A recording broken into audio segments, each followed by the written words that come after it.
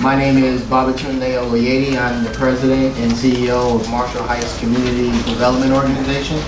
And for those of you who aren't that familiar with Marshall Heights is a nonprofit, community-based organization that has undertaken community development activities in Ward 7 and Washington, D.C. in general since 1979.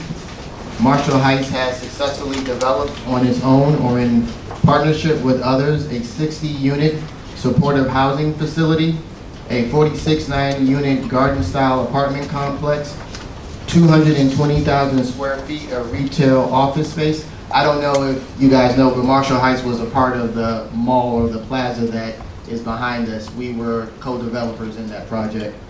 And also, we have helped to construct over 150 homes for low and moderate income buyers.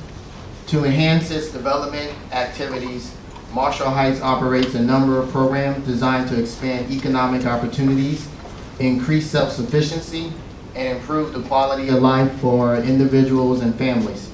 Services include housing and financial counseling, supportive housing for individuals, families, and persons with special needs, home buying, education, and assistance, business development services, socialization services for mentally ill seniors, and emergency food. One thing I didn't hear during the job presentation was this: we have done 6 projects here in DC. So I unfortunately can't tell you every one of them. We have done some work currently at the Park Southern job as an emergency type base, just to help the company we're working for, which is Vesta. We have a joint venture doing this project. So for the past year, we've been doing some repairs to the Park Southern apartments just to help keep everything going and try and make the living for the tenants acceptable till we get this project up and running and give them a remodeled place to live. The Maplewood project that I'm at is also an apartment building. 7 buildings. 7 buildings of 14 units in the first 2 buildings, because it consists of 3 buildings. I apologize. It's a total of 5 phases. The last building has 2 buildings of 12. So again, this project is slated to go till March of 19.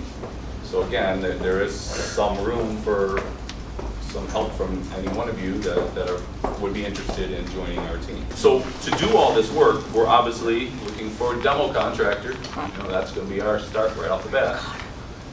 Concrete, mason, miscellaneous metals. I'm looking for a miscellaneous metal contractor from Maplewood. I need one very quick, because to turn over my first building, which is in the very near future, have some handrail work. So if anyone's a miscellaneous metal, I need you.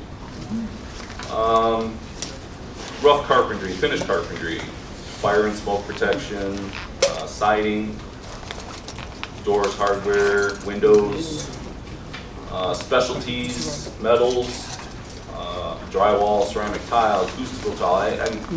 Anyone. I need them all. The job hasn't started, so I mean I can keep listing all the things. I think all of us know what it takes to do a building. The job hasn't started yet, so I need every one of you. We obviously have some compliance requirements that we need. With this particular job, HUD, the Davis-Bacon, employees must follow, or we have to enforce the Davis-Bacon.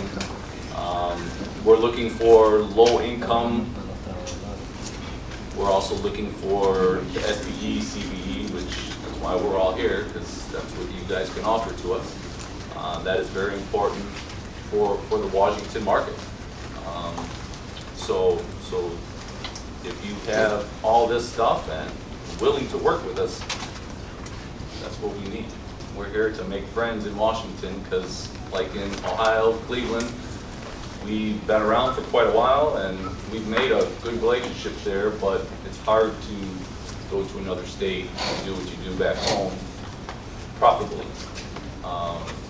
So that's why we're here today, so I can reach out to all you to start a relationship here in the DC area.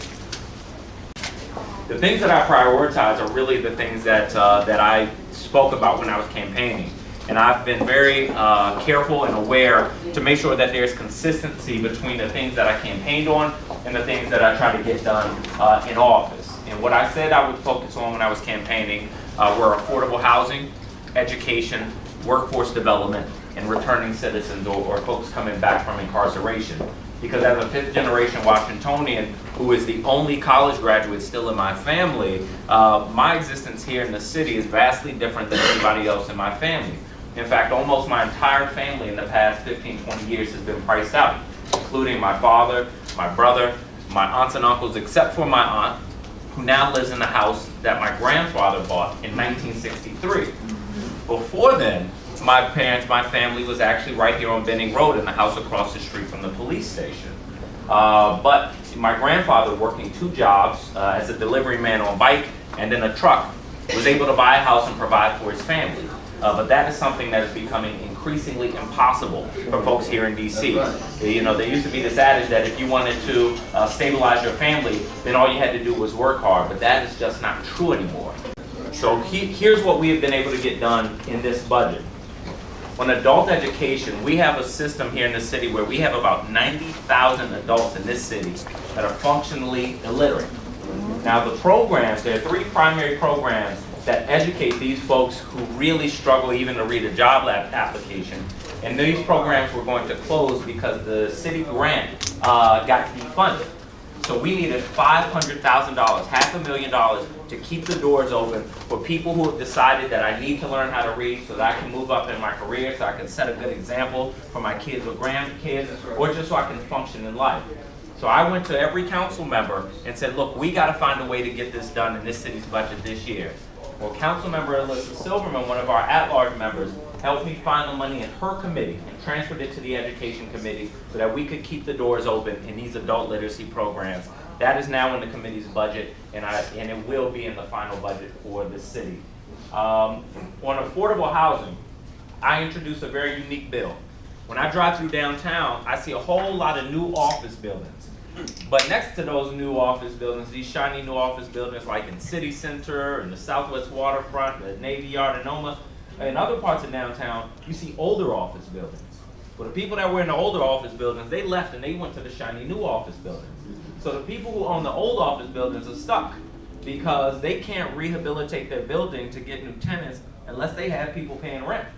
But they can't have people paying rent unless they have a way to rehabilitate their building. So they actually are stuck. So I introduced a bill that would create a pathway, a pipeline to create public-private partnerships to turn those old office buildings into affordable housing. The idea I know works because we already convert old office buildings into housing, except we convert them into luxury housing. So the mayor, in her budget, I went to the mayor with this request. She funded this bill in her proposed budget, and it is still in the budget. So in this budget is a task force that's going to help us create a blueprint for converting our older office buildings into affordable housing, and that's going to be in our final bill. That means that we can build affordable housing much more quickly than if you had to start from the bottom because you already have a structure. You save time, you save money, and we need housing right now. And so what we have here is a unique idea that hasn't yet been done in this country to turn older office buildings into affordable housing, and that is in this year's budget. For returning citizens, we had a big win. For returning citizens, my brother actually was, my older brother was incarcerated for a number of years down in Petersburg. Forget what you think, forget what you see on TV. If you talk to returning citizens, if you go to our prison, if you go to jail, what you will see is 99% of these brothers and sisters, they just need a shot. Most of them are there because and they're going to work harder than most folks. But all you got to do is help crack that door, help build a little bit of bridge, and they're going to run with it, and they're going to make you proud. So I'm very, very proud to stand up for them. Developers are businesses. I don't hold any of it against them. They are supposed to make as much profit as they can. That's what they're supposed to do. But what the government is supposed to do is to set requirements based on the needs of the city. And our city needs affordable housing and it needs family-size housing. And so if the government doesn't say you have to build this, they won't build it. But if the government says you have to build it, they'll complain a little bit, and then guess what? They'll build it.